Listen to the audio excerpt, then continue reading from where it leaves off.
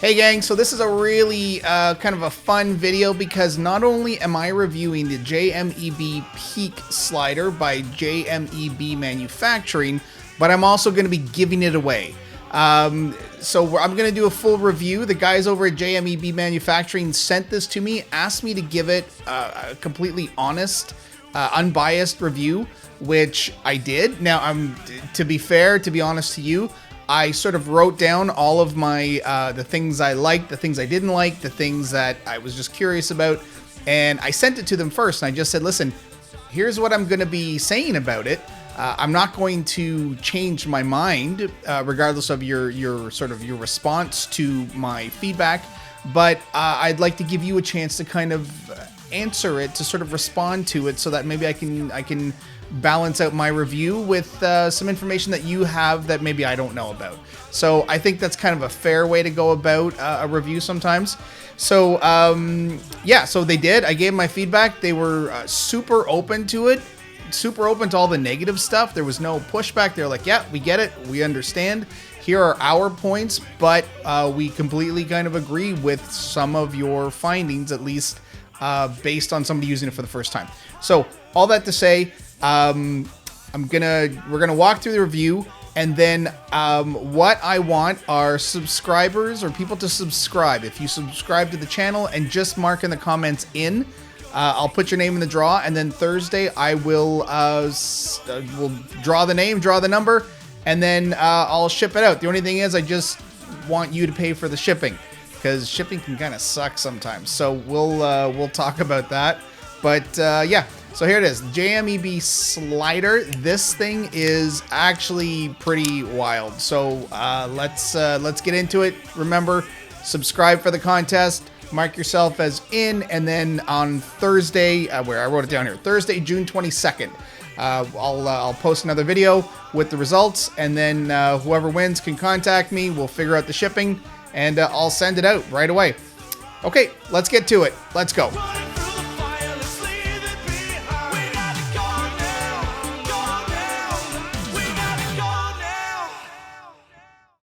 Okay, so here we are. Now, this is everything that comes in the package. So let's sort of start with the certificate of authenticity. So when this goes out, you will be getting number 37 from the very first batch.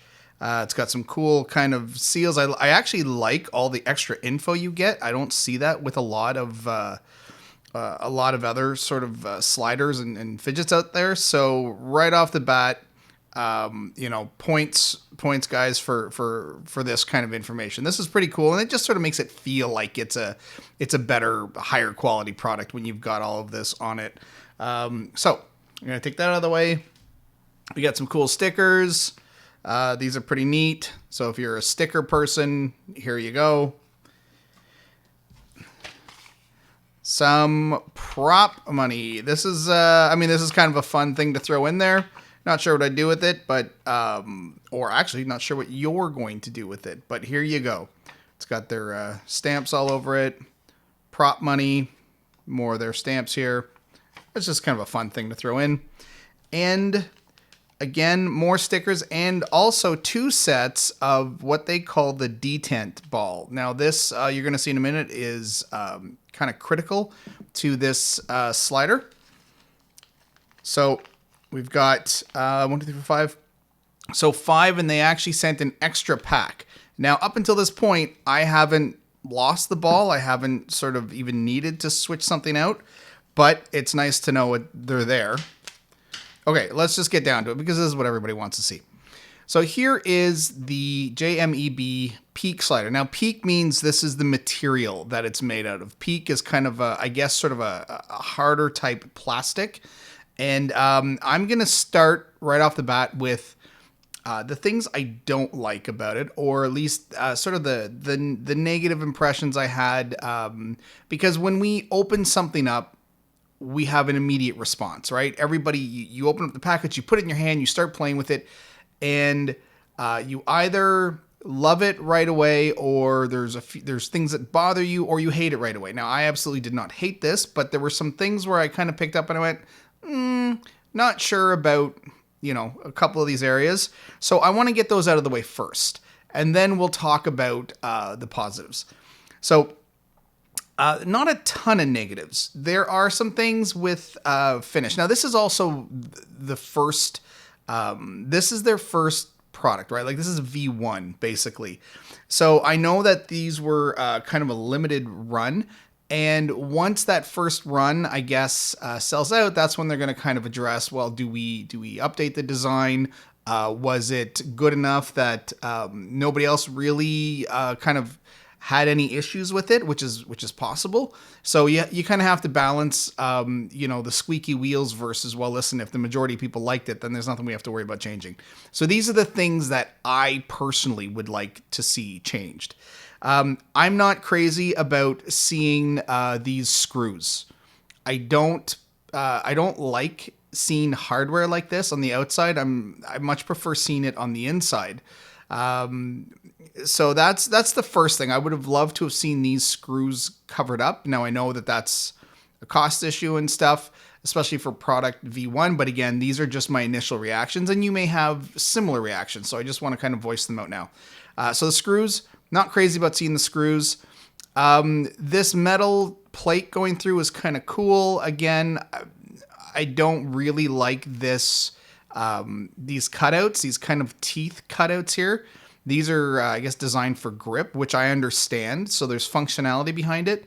I'm just not a fan of it. I feel like it makes it look somewhat unfinished or sort of more of a prototype. Having said that, my wife, who is not a fidgeter, her first response to this was, oh, that actually looks kind of cool. It looks very industrial compared to all your other fancy sliders. So she actually responded really well to the look of this. So I just thought that was kind of interesting. But again, this is about my opinion, not hers. So that, the other thing that I'm not crazy about, or I would like to see changed, is the edges on the material here. Because I guess PEEK can be somewhat of a harder substance. So I find the edges kind of prone to sort of digging into my hand, so hot spots. It'd be nice to either have some beveled edges here, so that's a bit of a more rounded edge. Right now it's kind of sharp, and if you play with it and it sort of digs into the sensitive areas of your fingers or your hand, you're going to start to notice it. So that's something I'd like to see changed in a newer version. Give me some nice sort of smoother edges on here so it feels a little better in my hand. These everything is kind of grooved towards the inside. Not really sure what this groove is for. There are internals, so it's probably got to do with the inside of it. But what I would love to see is somebody actually adding edges to come up instead of recessed. So make them kind of come outward so that then we can use it as a better grip. I find something like the lettering here, again, I find it feels a bit sharp when I run my fingers across the top of it on either side. And that's, again, just because of the nature of the material. But it would be kind of cool to see this raised instead, so that as I run my finger along it, it actually gives me more grip. So it's kind of like a tread on the top there. So that covers the visuals.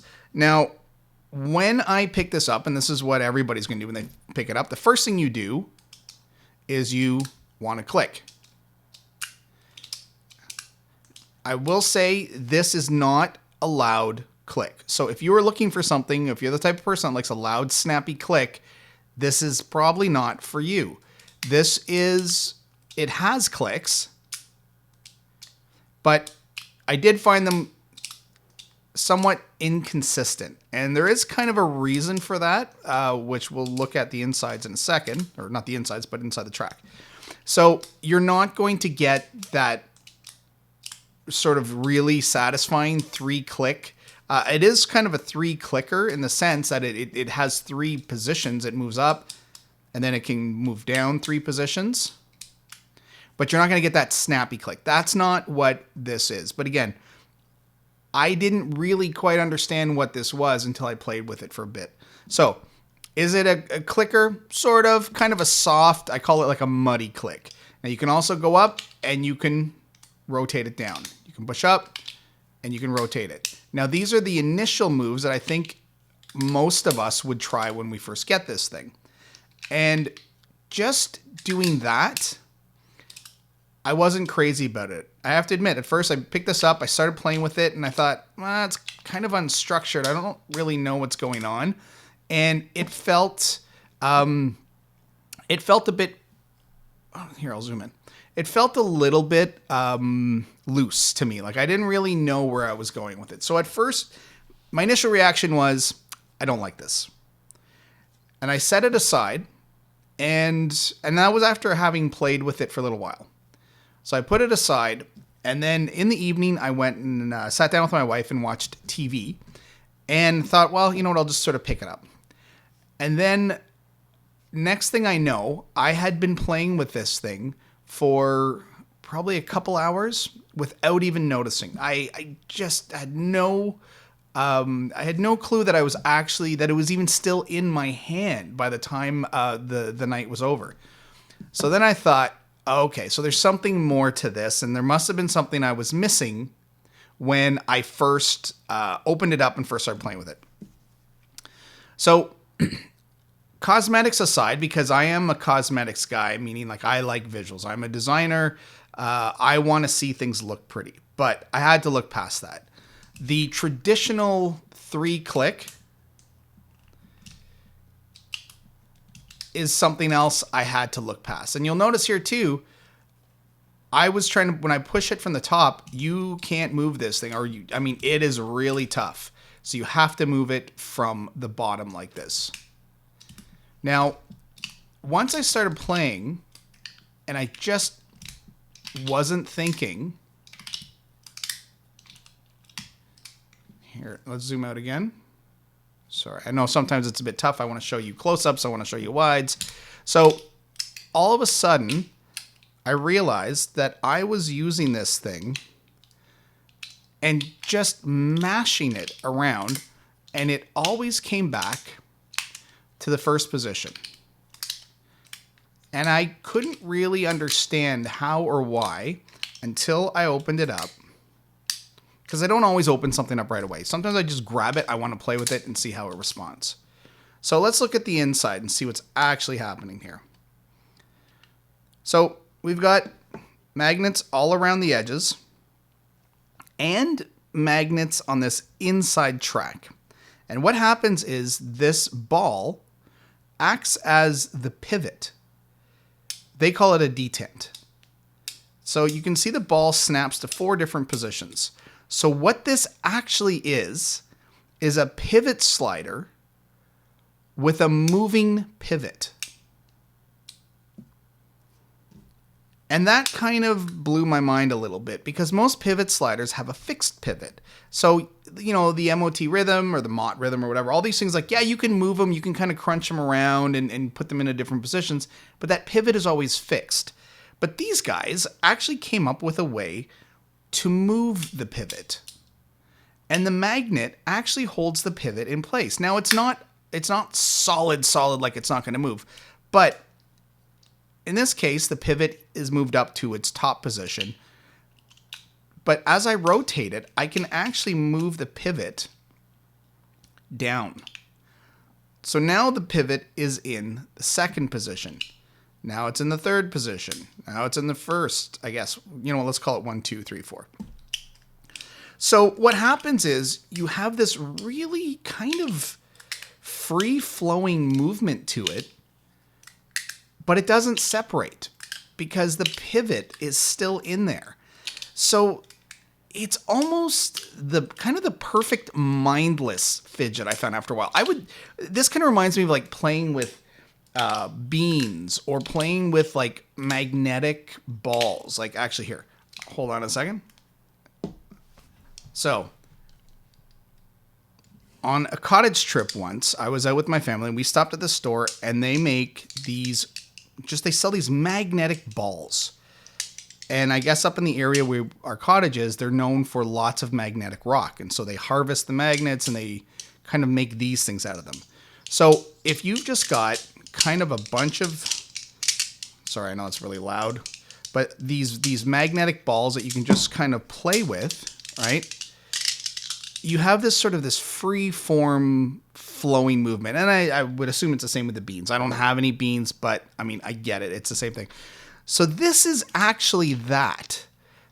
This is a free form or free flowing slider, and the pivot slides. So it's really kind of hard to describe how to use it, other than you have to forget about using it like a normal track slider, because it's not a normal track slider. It does not behave like a normal track slider. It doesn't click like a normal track slider. That's kind of not what it is. It's this really alien feeling. At first it feels messy. At first it feels like, oh, they don't, like, you know, this doesn't work well. It doesn't slide properly. It doesn't have any structure. Until you understand that that's the point of this. The point of this is that there is almost no structure in how to move it. You can just move and slide and play, and it's almost like, you know, having like a little bucket of wet sand that you're just making all kinds of different shapes with. I know it's a weird reference, but the idea is just, it's almost like malleable. So, you know, I'm like, so that's the ball. That's a mix of the ball detent they're using and the magnets in the slider connecting up the edges. So I'm kind of shocked at how much my opinion changed on this from when I first opened it to playing with it and actually understanding how it works. The other thing is, because the magnets are very strong in here, pushing on the top is almost useless. Like it's more frustrating than anything. Pushing on the bottom with the edge of your finger, that's where you sort of start getting the hot spots I was talking about. So what seems to be the common way to do it is just using sort of the fat of your hand here, and then you just kind of get it engaged. Now you can still, you know, I do it like when it's in a down position and I can't get my thumb all the way down there, I will just push up with the fat of my hand. But this is, once you get past how to use this and why this is not a normal track slider, because it's really not. This is almost its own. I feel like, anyways, this is almost its own new category, because it's got this moving pivot. Again, I call it pivot because that's what we're used to. They're calling it a detent, but you know what I mean. Like, it's got a moving center point. And the other thing that's kind of cool about this is this pivot works on either side. So like a lot of like pivot sliders, you know, we're always told only use one side. For example, the CompuForm V1.1, right? We have a fixed pivot on a track. And we're only really supposed to work with the pivot side. So the pivot side is sliding, right? Because if we do it the other way, then it starts to get a little odd. Because now you're trying to push against, you're almost pushing against the pivot. So it sort of kills the flow if you use the wrong side. But this guy has its moving pivot. So it doesn't really matter if you use this side or if you use this side.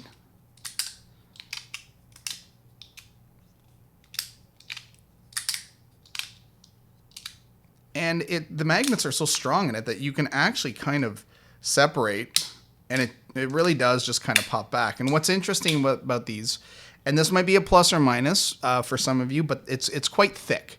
So the thickness on this compared to, I mean, let's compare it to a CompuForm V1.1 is one side is as thick as the entire CompuForm V1.1. Now that's, I mean, these things are these things are thin anyways.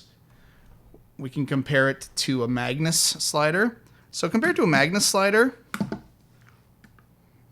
I mean, it's not really that much different. Like your overall thickness is basically the same. Now, of course, the Magnus sliders come to these sort of peaks, but when you're talking about the actual like belly of the width, in this case anyways, it's about the same.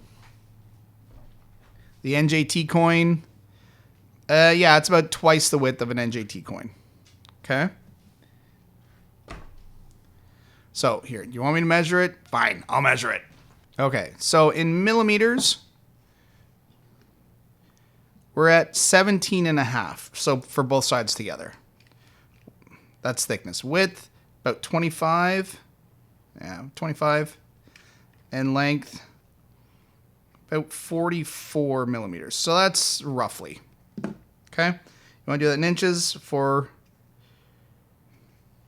the Americans and Canadians because I use inches all the time. So it's about an inch wide. Thick, it's about 0.7 inches thick. And length is about, what are we at? About 1 3/4, so 1.75. All right, so let's look at this ball, this D10, because there's a couple things here. So this ball, which, by the way, is also kind of its own fidget in a way. Like, this is kind of a neat thing. You could just sit here and just roll it into the different positions. And I actually found myself doing that sometimes, too.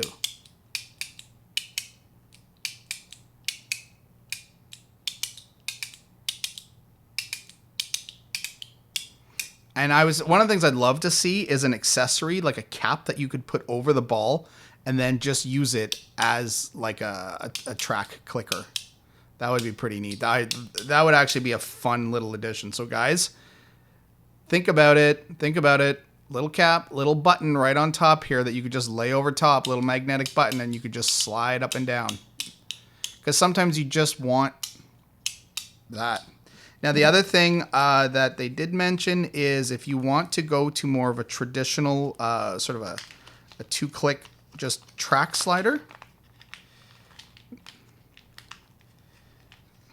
like that, then you can just put in 2 balls. So now when you move it, you're not rotating. I don't think it works very well at that. It's a bit tough. I don't think its main feature is the track slider. I think taking away the ability to kind of rotate it and move it around, you lose what it's really, really good at. So I'm going to put that back in the bag because that's actually going to go to somebody. So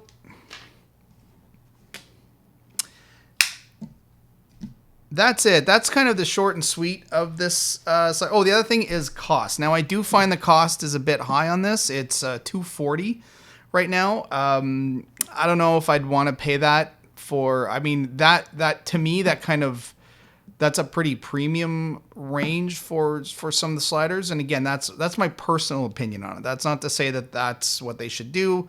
Lots of people have been buying these, so clearly price is not an issue. I would like to see it a bit cheaper, or for that cost, a bit more finished in the edges and the sides and stuff.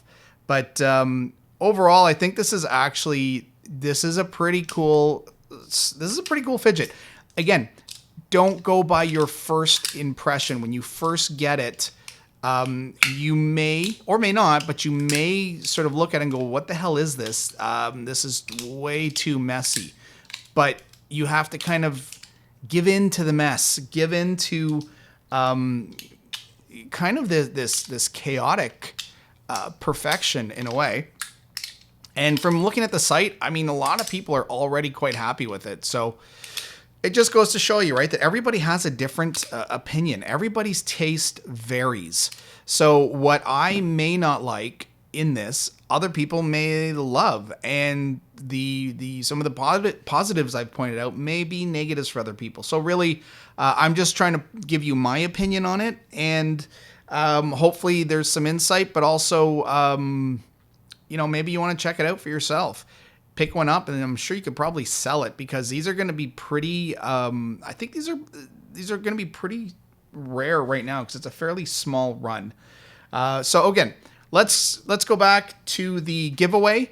So we're going to put up the information here. Basically, what you have to do is subscribe. That is it. Be a subscriber, and then just comment in. That's all. I'll go through the video. I'll look at the comments. I'll look at the end, and I'll make sure you're a subscriber. And then on Thursday, the 22nd, I'm going to post a video with the winner. I'm just going to do a random draw, and then we can just talk about shipping. I'm shipping out of Ottawa, Canada. So I think like ground shipping for you, if we went with like Purelator, would probably be like, I don't know, somewhere around $25 or something, and then going up to like that kind of like the quicker, like 3 business days or something. I think then we're higher into like the $40 range, and then that's uninsured. If you want to insure it, that's up to you. You can add the extra cost, but know that customs will potentially charge you based on the insured value. So if you wanted to insure this for $240 US, you could actually get a customs bill for like 30% of that when you drop it off. It's crazy. And that's the biggest issue about shipping between Canada and the US. I wish it was better. But anyways, considering the actual cost, I think that's still a pretty good deal. So that's it, guys. Hope you enjoyed the review. This thing is surprising. This actually did surprise me, and I'm glad it did. Okay, thanks for watching, and I hope to hear from you guys down in the comments. Remember, in.